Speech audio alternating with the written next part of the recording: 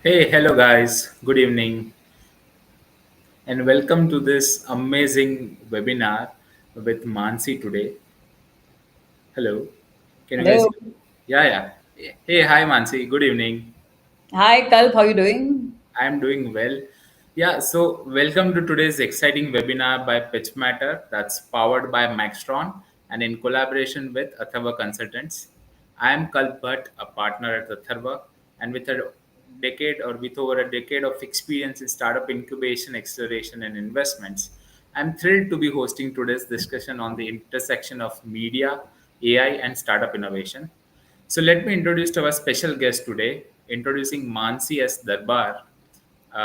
She's someone who has been at the forefront of these changes, and her career journey is nothing short of inspiring. She has been a founding member at Applause Entertainment, IN10 Media, and a key player at major platforms like ex-Alt and Balaji. Her expertise spans across business strategy, content curation, and cross functional leadership in the media and entertainment space. Mansi brings invaluable insights into how AI and startups are revolutionizing media and how she's been a part of the transformation every step of the way. Without further ado, Mansi, it's a pleasure to have you with us today, and over to you. Namaskar. Thank you very much, Kalp, for having me here. Thank you very much, Pitch Matter. Very, very excited and looking forward to a exciting and purposeful oriented conversation. Thank you so much, Mansi. So, all of us are very much excited to learn from you, including myself, because, working in the incubation, acceleration, investment space, I've always heard about, something that happens in the media space. And not to lie, but everyone has kind of grown in front of the TV, especially our generation that has seen the radio kind of go out of the picture, the color television come in, and till now, the smart screens and the PDAs and all those things. So, the first question that I have for you, it's kind of a personal thing that, a glimpse of your early life and what actually inspired you to step into the media and the startup space. So actually, you said a very interesting thing, Kalp. You said that, at some point of our time, we have all been very, very fascinated with television. And, we have all grown up watching television, right? So actually, my inspiration of being in the media and entertainment ecosystem actually goes to television. Okay. I go back to as old as I was 12-year-old, and I was a major television buff. And any free time that I used to get, during holidays or after finishing my homework, all I used to do is switch on the television and sit in front of it, right? Because I think I was very, very fascinated by how content is created. I always sort of thought to myself, and sort of a little bubble head would come in my mind, and I would say, अरे ये content ये कैसे बनता है, ये TV show किसने बनाया, right? So that actually really made me curious. It made me extremely passionate, and I was very clear at the age of 12, which is really small, right? Saying that one day I'm going to be a part of this media and entertainment sector, and yeah, learn how to create content. Awesome. So I think you had the entrepreneur gene at the very early stage. As to while all of us, like kind of people like me, were busy watching just the television, you were actually introspecting from a founder's perspective that how things are happening, and one day I would also like to lead it. But what actually motivated you to kind of go beyond media into kind of venture building and mentoring startups? So I think creation is a personal calling for me. So whether you talk about creating a piece of content or you talk about creating a business, right? I think very often we hear that creation is primarily used as a term for creators, right? Okay. But I feel, and I very, very passionately feel, that even people who build businesses are creators, right? But they are not very often, called creators, right? So I think the, motivation, like I said, the clarity that I always wanted to create, sort of made me take the shift. Okay, that's interesting. So now this is the question that I like the most, because this is the question, or this is the kind of एक पड़ाव जो हम कहते हैं, that actually has shapen the careers of various entrepreneurs. That, in your early career, what were some of the toughest challenges that you faced breaking into, these industries? Because there is an entire talk about, how there's a kids from the industry get benefited and all those things. But as far as I know, you are not from a typical media background, right? And you have made your way through yourself. So if you can share, a perspective, since you have the founders mindset, but what were those challenges that actually help, shape your entire career? So I think, first and foremost, like you rightly said, Kalp, I am not. My family doesn't belong to the media and entertainment sector, right? So that in itself was a very big challenge for me, because to be somebody who's not an insider, right, and comes from sort of outside the industry after finishing higher education in filmmaking, of course, from Symbiosis, but doesn't have any sort of parent or mentor, mom, dad, or whoever, right, a family background, Right. becomes very, very challenging, because at the end of the day, we are known to be an extremely cutthroat industry, right? So that was the first challenge that I faced, as to how to, sort of make a foray, get the first opportunity where I get to learn the ropes of, what the, what content creation is about, what the industry is about, etc. All right.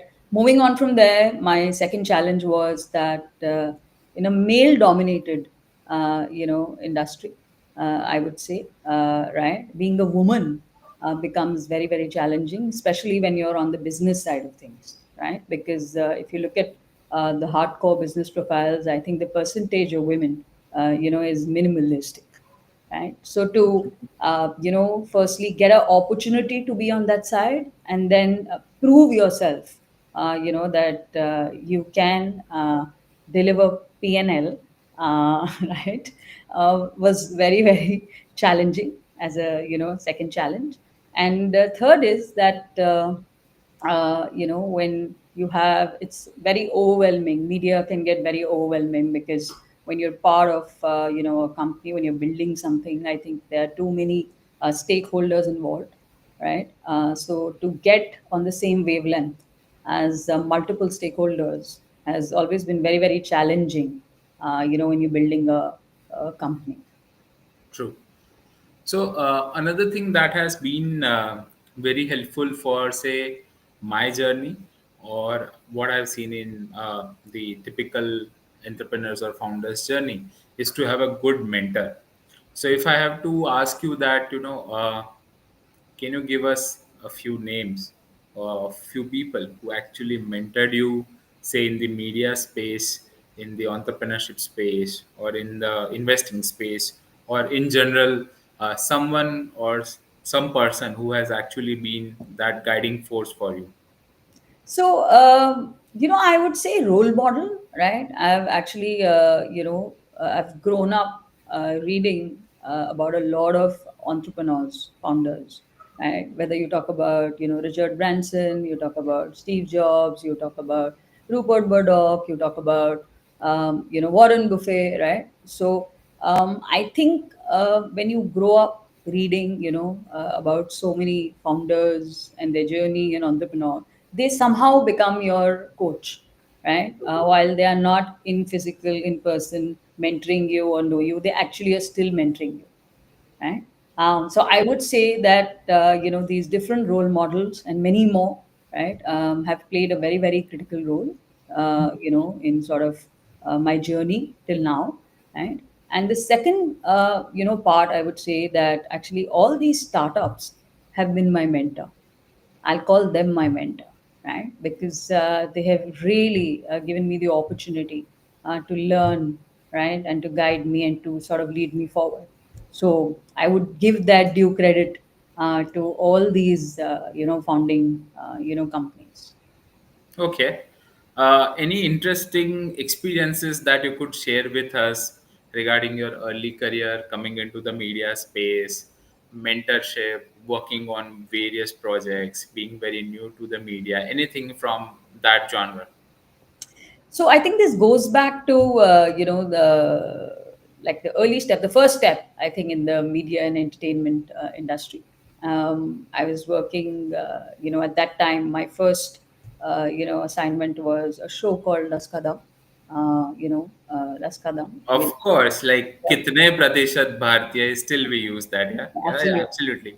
Right. So that was my first show, and I was sort of assigned that, and I was responsible for sort of running the entire execution, right? And that was the first very opportunity, and I was given that. And when I arrived on the first day, on set, on ground, I was supposed to get things done and go moving, and sort of different ecosystems, put them together, and get it all in order.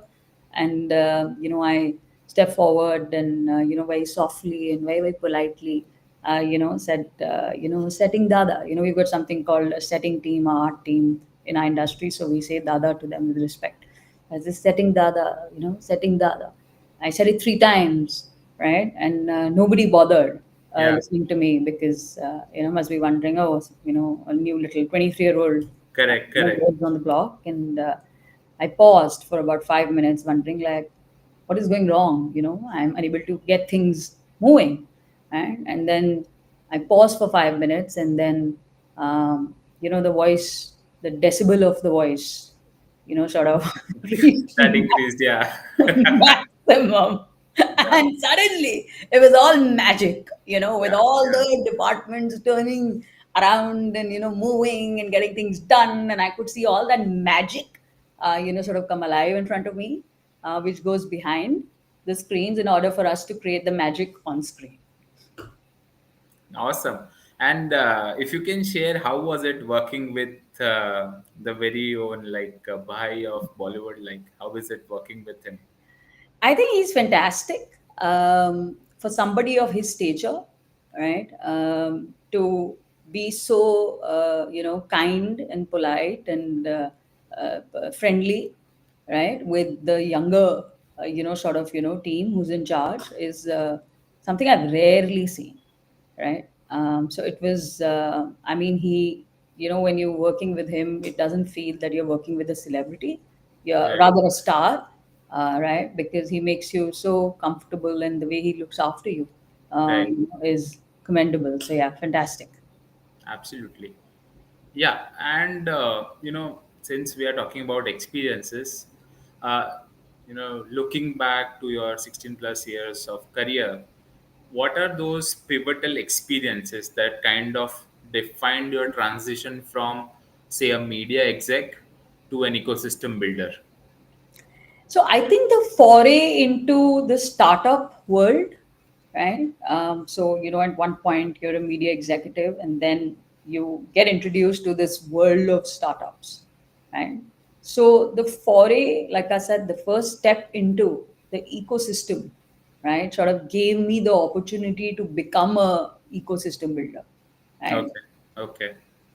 Yeah, I think, and it also kind of works like the entrepreneurship ecosystem because from what I understand in media, every person that is associated, that is part of the entire extended team, kind of works like an entrepreneur in itself because everyone has to work in the budget. There are some resources they have to manage the team, so we can say that it is similar to actual entrepreneurship.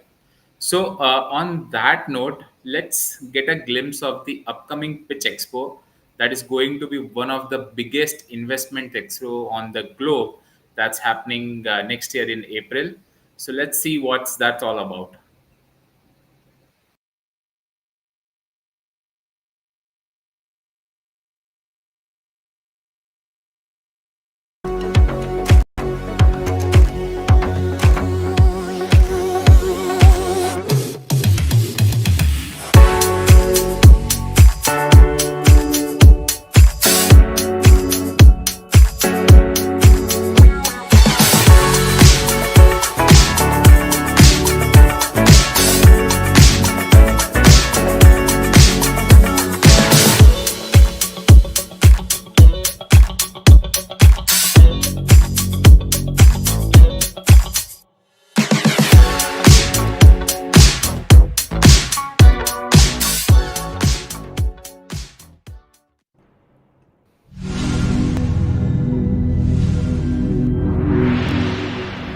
Pitch Expo, one hub for every pitch. All right. So that was quick glimpse about Pitch Expo that's happening at Expo City, Dubai next year on April 23rd, 24th. So all the entrepreneurs, investors, founders, ecosystem builders who are watching this, please ensure that you stay tuned and you visit the page. But over to the next segment of our today's live webinar. Let me dive a bit into the venture building and investment part of it. So, Mansi, from your perspective, what makes a media tech or a content-driven startup truly stand out from rest of the people in the market? I think the product, that you're selling, I think that is the biggest differentiator. If the product that you're selling truly stands out, then you got a winner at your hand, right? And it could be anything. It could be a content IP studio. It could be a distribution marketplace. It could be a writer platform, right? It could be a social media, startup. It could be anything, right? Any of the varied business models. Right. But any specific product that you're selling, right, that has to work. If that works, everything else around that works. Absolutely, and what better example than it mentions something about ex-Alt and Balaji. So if you can put some light on that how an entire new genre was created and how for almost more than a decade the entire Indian ecosystem of TV viewers and TV viewership and all those came into existence. So, what kind of role did you play in that, and how was that content-driven thing came into existence? So Alt was, of course, Alt Balaji was India's first streaming platform. It made a foray in 2017 in April in the India market. We, of course, started setting it up in sort of 2015, right? Before, Alt arrived, we didn't know what OTT is, right? So the first time I heard the word, I said, "Oh, what does OTT mean?" Right? So we were transitioning from being sort of hardcore television loyal viewers to something called an OTT now, right? Because it offered differentiated content. I think for the last, sort of 2 or 3 plus decades, right, we have only seen sort of, Saas Bahus, right, daily soaps in the, Indian content landscape. But Absolutely. with the alt coming in was offering alternative content. That's what it stood for, right? Content which is universal, which is colloquial, which is relatable, right? Which we've not seen before, right? So we started seeing that. We started seeing the content that generally we were watching on maybe an HBO, right? In one of HBO. So that sort of content in our local language, sort of catering to all our local, True. sort of audiences is something that it offered. Right. Right. Okay, makes sense. Okay, then the next question is, while assessing a founding team, what qualities do you look for that convinces you that, that these people or this startup can actually scale and succeed? I think when you're choosing a founding team, the first thing that you look for is, are they aligned to the vision of the startup, right? I think that's the first thing you look out for. The second thing you look out for, that are they, purpose oriented, right? Third is that are they value oriented, right? And fourth is, do they want to make an impact? Because if your founding team wants to make an impact and have a purpose oriented sort of future for themselves, and if they're along with that they're aligned with the vision of the startup that you're building, then nobody can stop you in the whole world. Because I think the founding team is the backbone of any startup, of any business. And nobody, no founder ever should let go of their founding team. Right? Because while we might feel on one end, oh, the market is full of, candidates that can be Right. replaced. But what you don't understand is that founding team has the foundation, right? And it's built the foundation of the company along with the founder. So the Awesome. emotion that they feel, right, cannot be replaced by an X number of fancy designation of people and experiences. Absolutely. So, if that would be great if you can share an example of a startup that you have supported that has scaled, say, meaningfully or impactfully in your terms. So I think all the three startups, right? Whether ALTBalaji, because ALTBalaji was, of course, India's first streaming platform. We were offering, a new business model, a new, lease of content to viewers all over India, right? Followed by, Applause Entertainment. Applause Entertainment was India's first content and IP studio. It made some really hardcore, impactful premium dramas, right? That were told to the audiences, right? It told a lot of international content, sort of reproduced and remade in our local language, which people would have not seen otherwise. And then IN10 Media network, right? Because IN10, when I came on board, I remember it was one TV channel called Epic TV, which was launched in 2014. Yes, And yes. the idea was to build a media network which would have Okay. sort of from one company to eight companies, right? So, and have three verticals, right? So have five TV channels, two streaming platforms, and a production company. So I think all these three different, startups have been varied business models. The first has been a streaming platform. The second one has been a content and IP studio, and the third one has been a media network.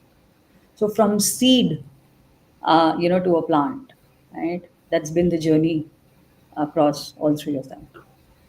Also, and to actually categorize such mammoths as a startup or even being part of their founding team, it's something unique altogether.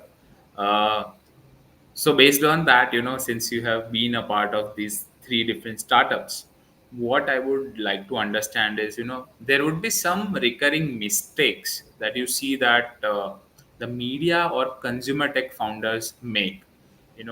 That you would have also seen that, okay, yaar, ye ab nahi karna tha. Or if someone is starting and you would see ke if if this person or this founder does not focus on this, then they can actually kind of reduce their error time or something like that. So I think, as a founder, when you are, looking at building a business, right? So there are two sides to this, right? I would say there are two sides to the coin. I think the first side is people, right? Because people, your team, like I said, your founding team is the currency, right? That makes it into a big bank, right? And the other part is business strategic decisions, right? From a business strategy point of view, right? So the first part, I'll come to the first part. So on the first part, I think when you're dealing with people, it's very important not to have, yes men around you. It's very, very important to have honest people, because if you're asking for something that we want to launch a new sub product, right? The opinion should be honest instead of saying you're great boss, right? I don't think that's required. The second part is that you need to build a team with diverse personalities and skill sets. That's very important, right? That it's Correct. like a puzzle, and then you find different personalities fit into different pieces of puzzle and come together, and then the puzzle is completed and you're hailed as a winner, right? So that's on the people side of it. On Right. the business strategy side of it, I would say that you should not be in a hurry as a founder to scale the business too fast, right? Correct. Is sometimes when you're in a hurry that, oh, I got to scale in 3 years, in 4 years, and oh my God, I got to get the numbers and I got to get the traction, right? You Right. actually lose out on the bricks of foundation, which go in, for the first 2 years are sort of invested in that, right? That's number one. Number two is that you should not diversify into offering multiple products, right? So if you have launched with, for example, one or two product, right? And when it comes to content from the entertainment industry, for example, you've launched a company and you're saying, okay, we are going to focus on films, right? Then at that moment, I think you should focus on producing that. Right? If you sort of diversify too soon, That okay, we're going to do films, we're going to do this, we're going to do that, all the different forms of sort of product offering. Then also you lose sight, right, of what you're building. Correct. So I think these a combination of people plus business strategy sort of is something, few I would say learnings. I would not call them errors. That I have personally uh, So learned. summarize that, I think the correct thing is focus, uh, persistence, and obviously persistence. When I say that, continuous effort, and not to waver from the changing trends and all those things, right? Yeah, absolutely. I mean, if you in the first place, if you're confident as a founder, right, that's why you've gone ahead and launched an A product. Correct. So if you're so confident and bullish about a product, why would you be in a hurry to suddenly take, the attention away from that product and, offer two, three, four different things, right? Correct. Correct. Absolutely. So, based on that, how has been your investment philosophy evolved across the years? That, what do you actually look for in startups or in general in the projects in media that you work upon? So I think the first and foremost, most important thing is, who's at the helm of it, right? Who's sort of the face of it? Who's running the show, right? I think that's number one. Who's the founder, right?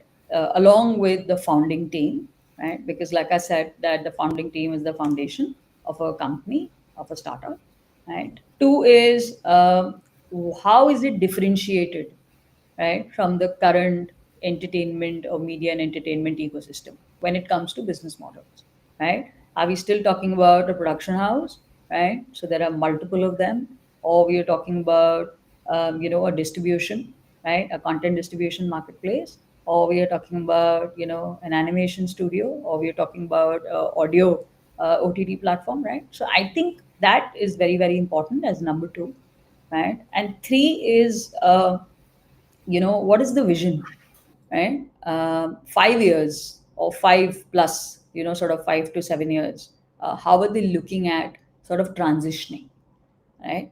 What is the transitioning strategy, and what is the pivot strategy, right? That also happens a lot of times in startups. You set on a specific plan and a path and say, okay, we are going True. to offer this, and now it's not working for some Yeah. reason, right? The consumers are not taking the pivot, and you have to quickly get on your feet and say, okay, this is not working. You got to have a, plan B and go forward. Correct. Let's pivot. Yeah. Yeah, so I think that is also important. Generally we focus on what's the exit strategy. I think more than an exit strategy, if you've got a great founder, founding team, product, idea, business, I think we should ask what is your transitioning and pivot strategy. True. Makes sense. Yeah. So on that note, Dipendra here is asking what is pitch matter all about. So Dipendra, for people having the same questions, pitch matter is an investment hedging platform that is based on blockchain. But to answer more, let's understand through a quick video of pitch matter.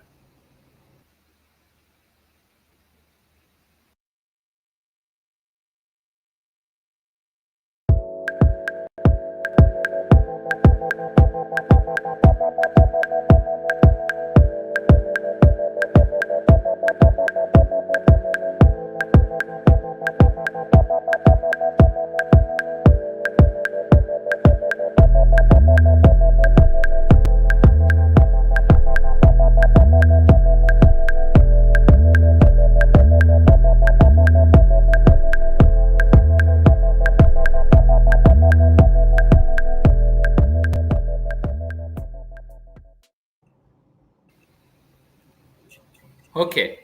So after that quick video of Pitch Matter, and anyone who has any doubts about what we do or what Pitch Matter does, please visit pitchmatter.com. So Mansi, let's head into our next section, that is trends and ecosystem insights. So as we were rightly talking, that media and entertainment have shifted drastically from TV to OTT to AI-driven content. So, what is the most exciting part about this entire evolution that you feel that, okay, this is something that I was actually very happy to see and looking forward to? I think we've heard a lot about AI, right? And the whole world is talking about AI. But I'm honestly, not talking about AI over here because it's in trend. But for the sheer reason that I think it's a great enabler for a Okay, content business, right? And if we sort of match the AI technology along with the content creation, sort of skill set or capacity, right, we can build out a fantastic global, international platform. Right? So I think AI is very, very interesting because what it can sort of, sort of multiply, right, and magnify, right, and build something at a much larger scale because correct, of its, sort of technology is very fascinating for me personally. Second is that I think the different formats of content, that are happening, right? So now suddenly bite-sized content has become very, very popular. People, okay, I think the Gen Z and the Gen Alpha, right, and of course Beta has just arrived with this year, right, has also very, very keen on only watching bite-sized content, 15 second or 30 second, right, because of the changing consumer trend. So bite-sized content has become very, very interesting for me. Whether it's all social media content, it's Insta Reels, it is TikTok, or these are these these micro dramas, 2 minute, right? I think this is again very interesting to see how format of content is sort of going forward. We were looking at correct, daily soaps, then we are looking at, of course, OTT, series. Then there's, of course, reality. There's non-fiction. Now there's bite-sized content. There's ad-branded content. So I think the 360-degree, diversification of content formats is again very, very interesting to see. And yeah, looking forward to see what more can be done and what new innovation can we add in this sphere. absolutely. So, which emerging technologies or consumer trends do you see as the game changers of the next decade in media and startups? So we are specifically called as the media and entertainment industry, but I think the entire focus very soon is going to shift to media tech. We are going to be called as a media tech industry, right? Okay, Because I think in the next 5 to 7 to 10 years, any business model that is not in the media tech space won't achieve its full potential, especially if you're looking at building it at a global level. okay, okay, So the marrying of the two, along with a sort of layer of distribution, right, works beautifully. So I think this triangle of sort of content, hmm, tech, and distribution, and anything in this sphere that is created or innovated or thought of is correct. going to touch the sky. Okay, so then what do you think that if someone is about to start their journey in the media tech space, how can they, or how do you see the media ecosystem shaping up in the next 5 to 10 years? Sorry, can you say that again, Kal? So, as you rightly mentioned, that now it would be called as a media tech space. Yeah. So, if someone like me, who is a very nascent founder, or he has not started, and if I want to come into this industry, then in the next 5 to 10 years, how the industry would be shaped, where I can be a part of that as a founder. So I think there'll be two sides to it, right? One is the traditional side, right? The traditional side of business that continues and goes forward, not just with the India ecosystem, but all over the world, globally as a sector, right? Which is content creation, because we create content, right? So that is not really going out of business or fashion for us, right? So that's one part of it. If somebody is, wants to sort of learn the ropes of content creation, then those opportunities and those profiles will be suitable, right? But anybody who wants to be on, enabler, right, in the tech ecosystem, right, then I think they have to go down that path. So they have to go to platforms, right, building different businesses. Like podcast in itself was pretty reformatory, right, because we had radio for so long, and then suddenly audio platforms came in place, and a lot of research and study, of course, showed that how people are getting tired and exhausted of viewing, so they want some entertainment, so audio works, right? So then in the next, like I said, in the 5 or 7 or 10 years ecosystem, we are saying either or. Either you go to the traditional side of business and you pursue that because that's definitely going to stay. Content creation is never going out of fashion in business for us. And the second part is that you go on the platform side, right? And by that I don't mean just media network OTT platforms. I mean anything. It could be like an audio platform. It could be an anime platform. It could be anything. Awesome. So, once again to my favorite part where if you can share an interesting experience from your journey. One day we were having that conversation about a very good series that you were part of. Uh, and it was called Scam 1992 or Oh, something like that. So, just for our audience, since we are talking about, say, trends and ecosystem insights, what better trend and ecosystem insight than that? Because, the way it kind of captured the entire landscape. And, a lot of, I say, series came into existence just because of that entirely new genre was created. yeah. Scam was of course very very interesting. It was sort of a finance drama. Typically in our industry, and I would say in India, right, mainly, we follow very specific genres when it comes to content creation, right? So we'll say, okay, we want to do a drama. Everything is a drama, of course, but right, we want to do drama, we want to do thriller, we want to do suspense, right? Those are the genres that generally the streaming space in India has been delving into, right? If you see comedy, it's a one-off. You see romance, it's a one-off, right? A sci-fi, oh my God, far away, maybe really. Right? So True. similarly with Scam, right? Because it was again, like I said, it was a finance, drama.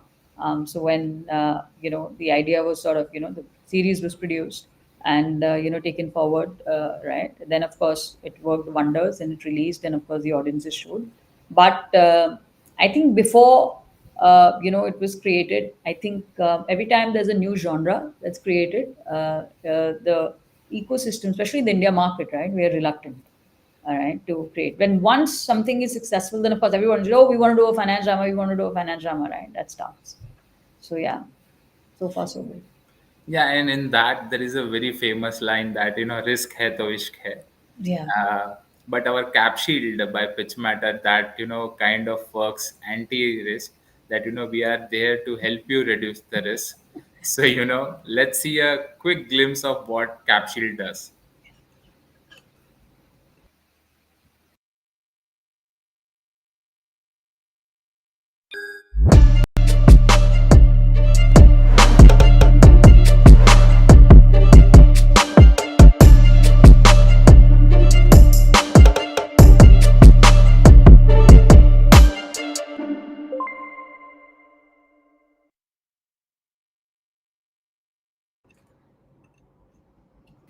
Awesome. So anyone who is willing to understand what is Cap Shield, and if you have been part of the crypto and the token ecosystem, you are associated with blockchain, Web3, that is the correct space for you. Just visit capshield.io and you would understand a lot about it. Let's move on to our next segment, that is leadership and learning.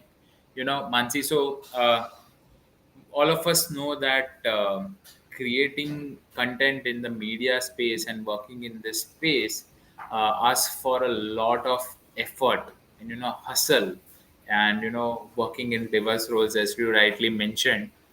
So what keeps you motivated to work for this, those long hours, multiple shifts? We would like to get a understanding of that, like what is that motivating factor for you? I think there are many. I don't think I can pinpoint at one, but to be very specific, Kalp, I think I want to build a purpose-oriented life for myself, and anything and everything that I sort of associate myself with, or I try to do, right, is always connected to the purpose, right? That what is the purpose of this? So I think building a impactful purpose oriented life is something that keeps me on my toes every single day, every single hour, every single second. and yeah, not switching off at any point of time. Okay. So, how do you approach building strong teams and leadership culture uh, in the teams that you kind of lead? Um, I think when you're building, like I said, as a founder, when you're building a team, when you're putting a team together, you're not looking for employees, right? That's not the mindset of people you're looking for. You're looking Absolutely. for a leader in every vertical that you're putting together for the business, right? Because you're not looking at people who are there only to get the bouquets, right? You are looking for builders who are ready to take the big bats and own it up, whether it's a failure or a moment of success, right? So True. that's the crux of sort of building a leadership ecosystem, because you're already empowering your different vertical leaders, right? And barring the designation, I'm not going to focus on that, that's unimportant. But whether they're managers, whether they're senior manager, whether they're VP, it doesn't matter. I think that drive within them to say, okay, I'm responsible to take the onus of this and deliver, this is mine, makes them a leader in their own right. Okay. Then, how do you balance, say, clarity along with you know responsibilities that sometimes what happened is we are burdened with a lot of responsibilities, and to ensure clarity in ensuring that each of this responsibility reaches an outcome, how do you do that? So there's something that I follow personally, right, which is sort of look attached but be detached, right? So while I am I'm attached, sorry, but that should be a t-shirt slogan. Look attached but be detached. Wow. Awesome. that's my that's my copyright now. Okay. So yeah, please, Jokes please. jokes apart, I think when as a founder, when you're building a company, there's a lot on your plate, like you rightly said. So you're attached to a lot of micro macro micro sort of elements, but you have to have your moments of detachment. I have my moments of detachment. I have something called uh, zero slots, right? Zero slots. Zero slots, Okay. where there's no meeting that is slotted in that specific hour for me, right? And I don't do anything. I am just sitting in my office, and not writing, not watching, not using my phone, nothing, just sitting idle, right? Having zero thoughts, right? So these zero slots help you gain the clarity you're seeking to gain, because your mind is not overwhelmed or overpopulated with any information or tasks or etc events or whatever you're being associated with at that point while building a startup. Okay. So before we move on to the Q&A session, I have one last question for you. Sure. That if you could go back and give one piece of advice to your younger self at the start of the journey, what would it be? What would you tell to the Mansi when you started in this line? So if at 23 I knew there's a beautiful ecosystem of startups, then I would have taken the plunge into the ecosystem of startups right at the age of 23. Okay, so 2 years back. All right. So, let's quickly see. First of all, thank you so much, Mansi, for such insightful points and conversation. I'm already seeing a lot of people are actually written that it's a very great session, so informative, and it's very helpful for first-time founders like us or in the media space. So, there's one question from Mehek where she asks, when does a near failure turn into a miracle, and how is that inflection spotted early? Okay. Mehak, for me, that's a Shashi Tharoor level kind of, English. So still, I understood that how does a near failure opportunity or a instant turn into a miracle? How is that identified or how that happens? So I think when you're building a startup, there is a time, there is a moment sometimes in your life that you things are not working well. They're on the downside. They're on the slip. Right? People look at that as a failure, but I think at that moment you got to take it up as a opportunity to pivot, your business model and move really fast. And the moment you have that mindset, it's already miracle in play, right? And then miraculous things happen. So I think that's the way. Okay.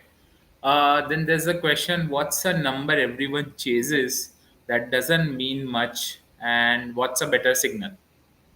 So like I said, this is primarily driven from what you're building, right? You can look at, sort of raising and chasing a number of 100K when you're starting off 500K. Somebody can also say 1 million, right? It purely depends on how bullish you are, what you're looking at building. Do you want to go all out? Do you want to go phase by phase, right? You want to go milestone by milestone. Okay. So whatever floats your boat. Okay. So the next question is: what tiny user behavior today foreshadows a billion-dollar media trend? I think consumers and the choices, right? Because anything and everything that you create, you need a consumer for it. And the moment you don't have a consumer, any business in the world, $1 billion, $1 million, $1 trillion business, will go out of business. So Absolutely. consumer is the king. Then there's this question: if views crash overnight, what's the first thing to try to win people back? Controversy. Okay, okay. So you got their answer there. Then the next question is: what small user habit today hints at a big trend tomorrow? Mm. I think the power of spending, right? So if a user is willing to spend, especially in India, right, we have this really traditional mindset when it comes to spending. हम आसानी से पैसा खर्चते नहीं हैं, right? So the moment you say that, okay, I want to spend an X value on subscription, I'll sort of spend 1,500 on the annual subscription of this OTT platform. That Correct. makes all the difference, right? It shows you the belief that the consumer has in the business that you have built or are building. Absolutely. Yeah, so I think Mansi, we have come to the end of this session. So I'll just take some time. It's clear that the future of media is an exciting space with both challenges and massive opportunities for startups. And thank you everyone to who submitted questions. And we hope that you found today's Q&A session valuable as well.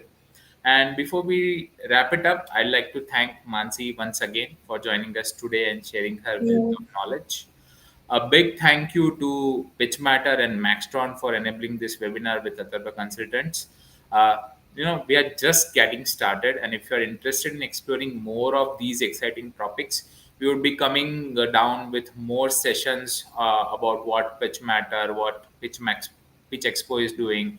It's a space where we'll be able to connect with industry leaders, explore the latest trends, and discover opportunities in the media and startup ecosystem as well. And we look forward to seeing you there. And on that note, once again, thank you everyone for joining us today. And we hope that you found this session insightful and that you leave with a renewed sense of what's possible in the intersection of media, AI, and startups. Have a great evening, and we look forward to seeing you at our next event. And by that time, you can always reach out to Mansi, you know the media kind of whiz. I think after this session, a lot of people would reach out to you, Mansi, that why don't you do a master class on this space? And I'll be very happy, or we'll be very happy to take care of the things, and we can do something together. But from the bottom of our heart, thank you so much for sparing your time Thank you very and much. being a part of this and giving us such amazing insights. Yeah, guys, thank you so much for joining, and hopefully to see you again soon at one of our next webinars. Bye. Bye, guys.